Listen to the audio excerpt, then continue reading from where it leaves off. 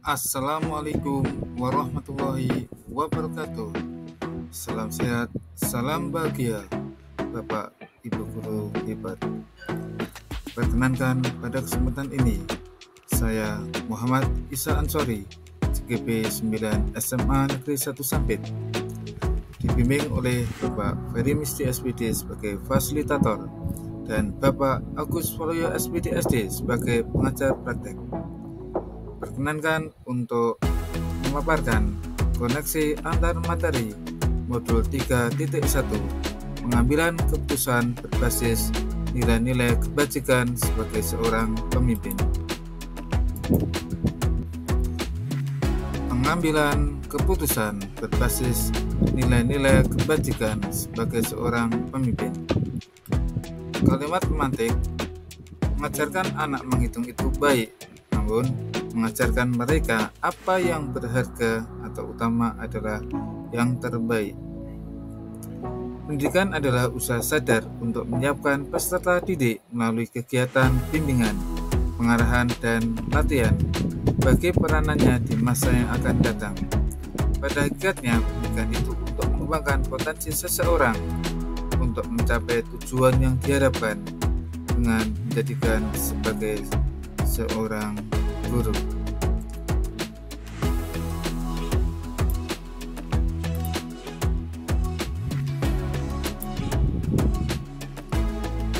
Seorang pendidik harus mampu menjadi teladan bagi murid-muridnya. Hal ini akan tercermin dalam perilaku kesehariannya, sehingga seorang pendidik akan menjadi role model bagi peserta didik dan seluruh warga sekolah, bahkan di lingkungan tempat tinggalnya. Pendidikan merupakan suatu proses menuntun siswa dengan penguatan karakter, norma-norma sehingga akan menjadi generasi yang memiliki nilai moral, kebajikan, dan kebenaran untuk menjalankan kehidupannya. Generasi yang akan datang adalah cerminan pendidikan saat ini. Bagaimana filosofi Ki Hajar Dewantara dengan Pratap Triloka memiliki kaitan dengan penerapan pengambilan keputusan sebagai seorang pemimpin. Filosofi Ki Hajar Dewantara dengan Pratap Triloka memiliki pengaruh bagaimana seorang guru mengambil keputusan sebagai pemimpin pembelajaran. Semboyan yang dituliskan oleh Ki Hajar Dewantara yang sampai saat ini menjadi landasan berpijak bagi pendidik adalah ing ngaso sung tulodo, ing madya mangun karso, tutwuri handayani. Bagaimana nilai-nilai yang tertanam dalam diri kita berpengaruh terhadap prinsip-prinsip yang kita ambil dalam pengambilan suatu keputusan. Seseorang yang terkadang merupakan cerminan dari nilai-nilai yang tertanam dalam diri seseorang tersebut. Hal ini juga akan berpengaruh terhadap prinsip-prinsip yang diambil ketika seseorang akan mengambil keputusan. Begitu pula dalam proses pengambilan keputusan yang bertanggung jawab dan kompetensi kesadaran diri, pengelolaan diri, kesadaran sosial, dan keterampilan berhubungan sosial akan mendukung dalam mewujudkan tutwuri handayani. Hal ini dilakukan oleh seseorang pendidik dengan dorongan secara moral maupun material oleh seluruh warga sekolah. Yang tertanam dalam diri pendidik akan mewarnai setiap pengambilan keputusan. Nilai kejujuran, integritas sebagai pendidik akan menjadi keteladanan dan kebijakan yang diambil dalam membuat keputusan. Bagaimana materi pengambilan keputusan berkaitan dengan kegiatan coaching yang diberikan pendamping atau fasilitator dalam perjalanan proses pembelajaran kita, terutama dalam pengujian pengambilan keputusan yang telah kita ambil. Apakah pengambilan keputusan tersebut telah efektif? Ada berbagai macam pertanyaan. Hal ini bisa dibantu oleh seorang coaching yang telah dibahas pada sesi sebelumnya. Tidak dapat dielakkan bahwa kita selalu dihadapkan pada berbagai permasalahan yang membutuhkan suatu keputusan dalam penyelesaiannya. Dalam pengambilan keputusan dibutuhkan langkah-langkah yang mengacu pada prinsip tertentu, karena dalam pengambilan keputusan berkaitan dengan masa depan suatu organisasi. Apabila organisasi itu menyangkut pada keputusan yang sifatnya strategis, salah satu faktor yang sangat membantu dalam proses pengambilan keputusan adalah keterampilan coaching. Sebagai pendidik, guru harus memiliki keterampilan coaching. Bagaimana kemampuan guru dalam mengelola dan menyadari aspek sosial emosionalnya akan berpengaruh terhadap pengambilan suatu keputusan, khususnya masalah dilema etika. Kemampuan guru dalam mengelola dan menyadari aspek sosial emosional sangat mempengaruhi dalam pengambilan keputusan. Dalam setiap pengambilan keputusan wajib berlandaskan pada nilai-nilai kebajikan dengan regulasi yang ada dengan berpedoman pada 9 langkah pengambilan keputusan.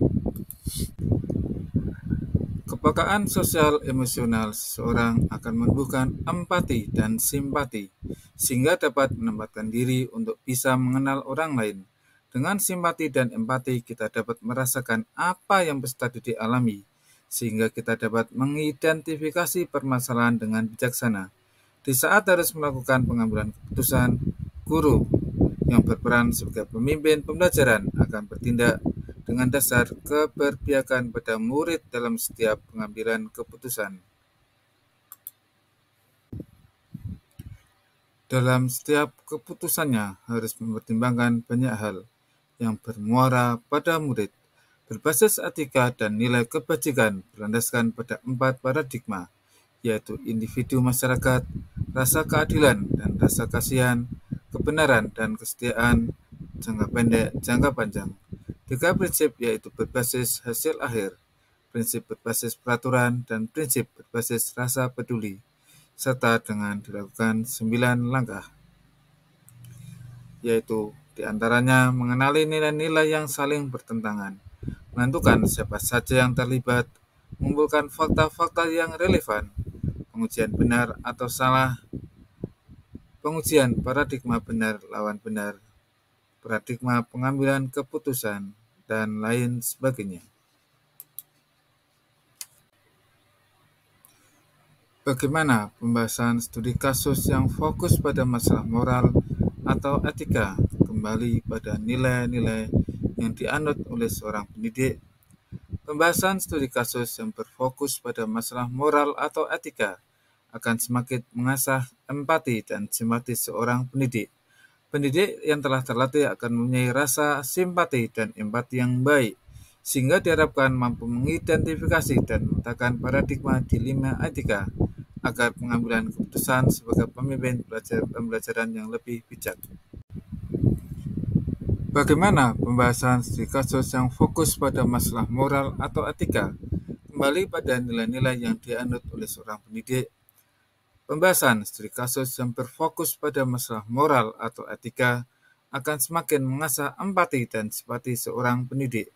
Pendidik yang telah terlatih akan mempunyai rasa simpati dan empati yang baik, sehingga diharapkan mampu mengidentifikasi dan memetakan paradigma dilema etika agar pengambilan keputusan sebagai pemimpin pelajaran lebih bijaksana. Bagaimana pengambilan keputusan yang tepat tentunya berdampak pada terciptanya lingkungan yang positif, kondusif, aman, dan nyaman. Keputusan yang kita ambil secara langsung maupun tidak langsung akan berdampak pada implementasi pembelajaran dan mempengaruhi situasi di sekolah. Setiap keputusan yang kita ambil harus tepat dan bijak, berlandaskan nilai-nilai kebajikan, ketelatenan, kebijaksanaan, dan tidak melanggar norma. Dengan landasan itu, kita dapat menciptakan lingkungan yang positif, aman, dan nyaman, sehingga murid-murid dapat belajar dengan baik dan dapat mengembangkan kompetensinya. Apakah tantangan-tantangan di lingkungan Anda untuk dapat menjalankan pengambilan keputusan terhadap kasus-kasus dilema etika ini? Adakah kaitan dengan perubahan paradigma di lingkungan Anda? Pengambilan keputusan yang dilakukan berlandaskan atas 3 prinsip penyelesaian dilema, yaitu berpikir berbasis hasil akhir, berpikir berbasis peraturan, atau berpikir berbasis rasa. Pemilihan prinsip tersebut tentunya disesuaikan dengan situasi dan kondisi yang ada. Meskipun setiap keputusan pasti ada resiko pro dan kontra, namun hal ini menjadikan salah satu tantangan tersendiri. Apakah pengaruh pengambilan keputusan yang kita ambil ini dengan pengajaran yang memerdekakan murid-murid kita? Bagaimana kita memutuskan pembelajaran yang tepat untuk potensi murid kita yang berbeda-beda? Pengaruh pengambilan keputusan yang kita ambil dengan pengajaran memerdekakan murid-murid kita adalah terciptanya merdeka belajar. Dengan merdeka belajar, murid bebas mencapai kesuksesan, kebahagiaan seminat dan potensinya, tanpa ada paksaan dan tekanan dari pihak manapun. Bagaimana seorang pemimpin pembelajaran dalam pengambilan keputusan dapat mengaruhi kehidupan atau masa depan murid-muridnya? Keputusan yang diambil oleh seorang pemimpin pembelajaran pasti akan membawa dampak, baik jangka panjang maupun jangka pendek bagi murid. Hal yang sudah diputuskan dan kita lakukan, yaitu akan terekam menjadi suatu catatan dan menjadikan role model tentang apa dan bagaimana kelak murid-murid berpikir dan bertindak. Bagaimana mereka mengambil keputusan di masyarakat, kemudian gambaran menjadikan dasar bahwa pengambilan keputusan oleh seorang pendidik harus tepat, benar dan bijak melalui analisis dan pengujian yang mendalam atas dasar salahnya. Apakah kesimpulan akhir yang dapat Anda tarik dari pembelajaran modul materi ini dan keterkaitannya dengan modul-modul sebelumnya? Kesimpulan akhir yang saya peroleh dari pembelajaran materi ini dan keterkaitannya dengan modul sebelumnya, bahwa pengambilan keputusan merupakan suatu kompetensi atau skill yang harus dimiliki oleh seorang guru sebagai seorang pendidik. Terkait dengan tugas dan fungsinya seorang guru dalam membuat keputusan harus berlandaskan pada filosofi Ki Hajar Dewantara, karena setiap keputusan yang diambil akan mewarnai pola pikir dan karakter siswa atau karakter murid.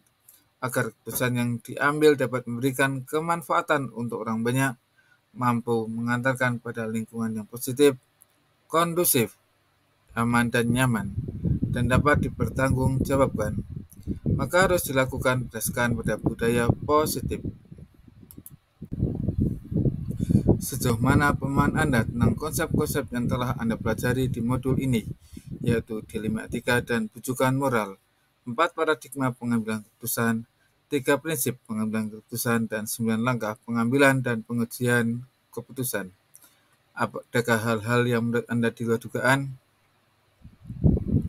Hal-hal yang menurut saya di luar dugaan bahwa ternyata dalam pengambilan keputusan bukan hanya didasarkan pada pemikiran dan pertimbangan semata, namun sangat diperlukan adanya paradigma, prinsip, dan langkah-langkah pengujian pengambilan keputusan. Sebelum mempelajari modul ini, pernahkah Anda menerapkan pengambilan keputusan seorang pemimpin dalam situasi moral dilema? Bila mana pernah, apa bedanya dengan apa yang telah Anda pelajari di modul ini? Sebelum mempelajari modul ini, saya pernah mengambil keputusan dengan situasi dilema etika. Namun yang saya lakukan hanya sebatas pada pemikiran didukung oleh beberapa pertimbangan. Saya sudah merasa aman bila keputusan yang saya ambil sesuai aturan dan tidak berdampak merugikan banyak orang. Dengan belajar modul ini, saya menjadi lebih kaya akan pengetahuan, bahkan telah mempraktikkan bagaimana cara pengambilan keputusan yang tepat dengan menggunakan langkah-langkah tertentu yang tak lepas dari paradigma dan prinsip-prinsip yang ada. Bagaimana dampak mempelajari modul ini buat Anda? Perubahan apa yang terjadi pada acara dalam pengambilan keputusan sebelum dan sesudah mengikuti pembelajaran modul ini? Konsep yang sudah saya pelajari di modul ini memberikan dampak yang besar bagi pola pikir saya sebelum saya berpikir bahwa pengambilan keputusan yang telah ada didasarkan dalam konteks 4 paradigma dilema etika.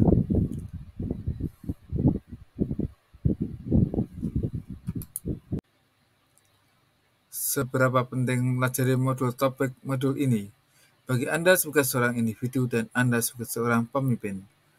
Materi pada modul 3.1 bagi saya sangat penting dan bermakna, Karena kemanapun dan sebagai apa peran kita pasti akan menjamai permasalahan yang dituntut untuk mengambil keputusan.